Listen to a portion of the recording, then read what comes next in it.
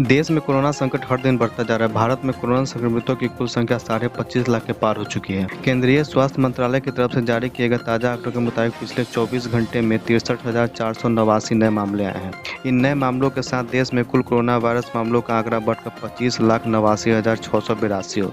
अब तक देश में इस जानलेवा वायरस की वजह से 49,980 लोगों की जान जा चुकी है। पिछले 24 घंटे के दौरान कोरोना की वजह से पूरे देश में 944 लोगों की मौत हो गई। वहीं बिहार में जानलेवा कोरोना वायरस का प्रकोप भी लगातार जारी है।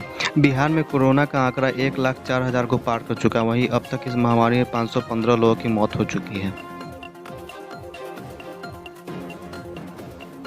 भारत के पूर्व प्रधानमंत्री और भारत रत्न अटल बिहारी वाजपेयी जी की आज दूसरी पुण्यतिथि है। इस मौके पर प्रधानमंत्री नरेंद्र मोदी ने उन्हें अपनी श्रद्धांजलि अर्पित की।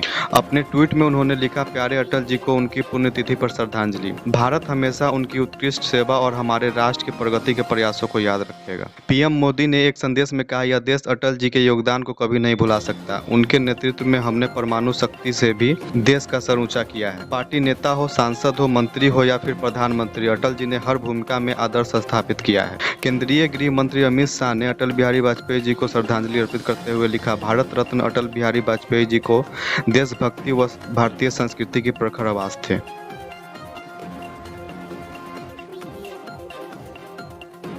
कांग्रेस प्रवक्ता राजीव त्यागी की एक टीवी डिबेट के बाद हार्ट अटैक से मौत हो गई थी। अब यह मामला तूल पकड़ता जा रहा है। इसे लेकर राजस्थान में युवा कांग्रेस की ओर से संबित पात्रा पर अमर्यादित जातिगत और धार्मिक टिप्पणी करने का आरोप लगाया गया है। साथ ही राजस्थान प्रदेश युवा कांग्रेस के नेताओं ने उनके खिलाफ गैर इरादतन हत्या का मामला दर्ज कराया है। बताया जा रहा है कि भाजपा प्रवक्ता संबित पात्रा के खिलाफ 33 जिलों में 39 जगह पर एफआईआर दर्ज कराई गई है।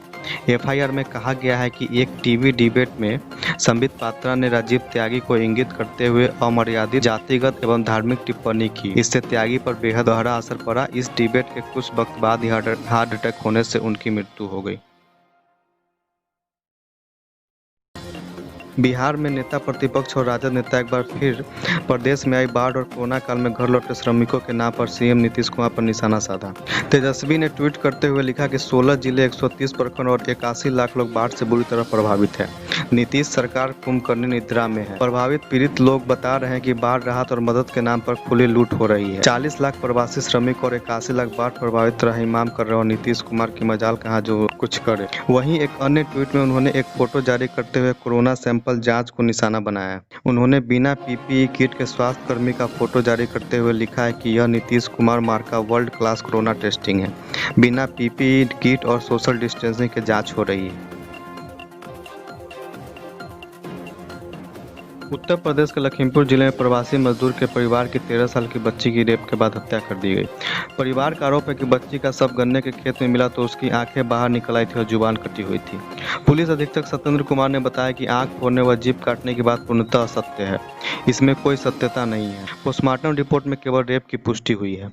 पुलिस के द्वारा तत्काल कार्रवाई करते हुए 2 अभियुक्तों को गिरफ्तार कर जेल भेजा गया है। उनके खिलाफ एनएसए की कार्रवाई की जा रही है। उधर विपक्ष के नेता अखिलेश यादव ने बीजेपी सरकार पर निशाना साधा और ट्वीट करके कहा, उत्तर प्रदेश के लखीमपुर खीरी में एक बेबस किशोरी से दुष्कर्म के बाद निर्मम हत्या इंसानियत को झकझोर देने वाली घटना है। भाजपा काल में उत्तर प्रदेश की बच्चियों व नारियों का उत्पीड़न चरम पर है।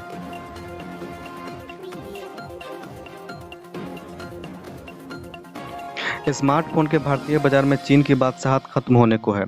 जल्द ही भारतीय कंपनियां भारत में पूरी तरह से निर्मित स्मार्टफोन बाजार में लॉन्च करने जा रही है। सरकार की प्रोडक्शन लिंक्ड स्कीम की वजह से भारतीय कंपनियां चीनी कंपनियों को कीमत में टक्कर देने के लिए तैयार है।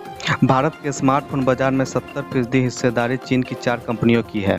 यही वजह है कि सरकार भारतीय कंपनियों को मोबाइल फोन बाजार का चैंपियन कंपनियां बनाना चाहती हैं। अभी स्मार्टफोन के बाजार में भारतीय कंपनियों की हिस्सेदारी नगण्य है।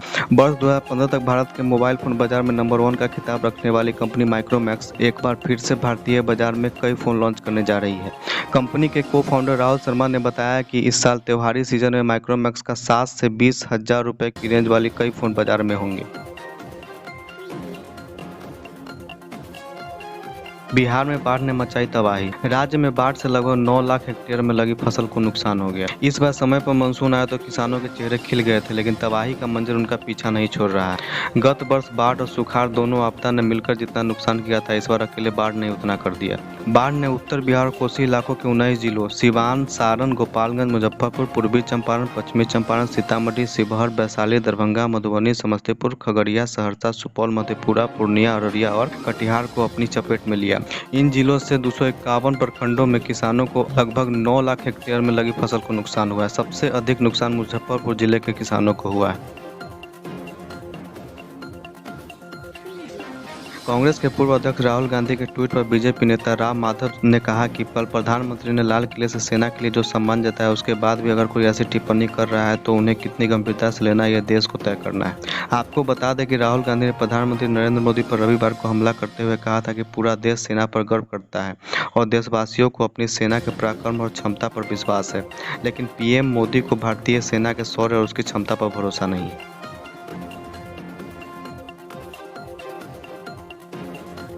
झारखंड के मुख्यमंत्री हेमंत सोरेन के बीसीसीआई से धोनी के लिए फेयरवेल मैच आयोजित करने की अपील के बाद आईपीएल के पूर्व चेयरमैन राजीव शुक्ला का बयान सामने आया है। राजीव शुक्ला ने कहा, धोनी ने कभी भी बीसीसीआई को उनके लिए विदाई मैच आयोजित करने के लिए कोई इच्छा व्यक्त नहीं की। बता दें कि मुख्यमंत्री सोरेन ने कहा था कि देश और झारखंड को गर्व और उत्साह के अनेक क्षण देने वाले माही ने अंतर्राष्ट्रीय क्रिकेट से संन्यास ले लिया है। हम सबके चहेते झारखंड के लाल माही को अब हम नीली जर्सी पहने नहीं देख पाएंगे, लेकिन देशवासियों का दिल अभी भरा नहीं है। मैं मानता हूं माही का एक फेयरवेल मैच रांची में हो जिसका गवाह पूरा विश्व बने।